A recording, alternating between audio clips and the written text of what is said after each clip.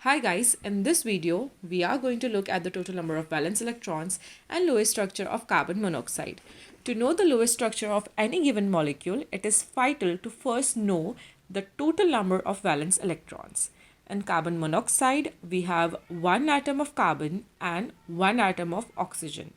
Carbon has 4 valence electrons, whereas oxygen has 6 valence electrons.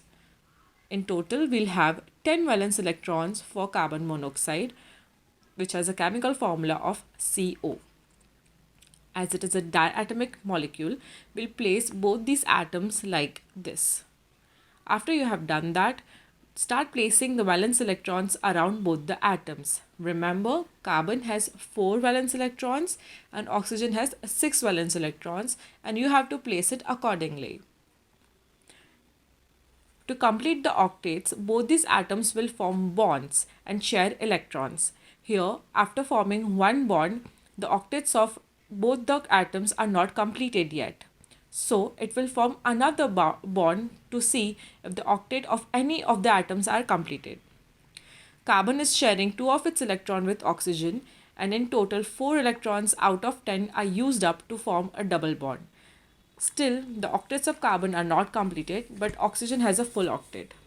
We'll try to balance it out by moving these 2 electrons from oxygen here, where it can form another bond, and see if the octets are completed. Now, there is a triple bond between carbon and oxygen, and the octet of carbon is completed as it has 8 electrons. The octet of oxygen is also completed as it has 8 electrons. And there is a lone pair on carbon atom and a lone pair on oxygen atom. Hence, Lewis structure of carbon monoxide will have a triple bond between carbon and oxygen atom, a lone pair on carbon atom and a lone pair on oxygen atom. I hope this video helps you to understand the Lewis structure of carbon monoxide. To know more about its molecular geometry, polarity and other such properties, kindly refer to the link given below. Thank you.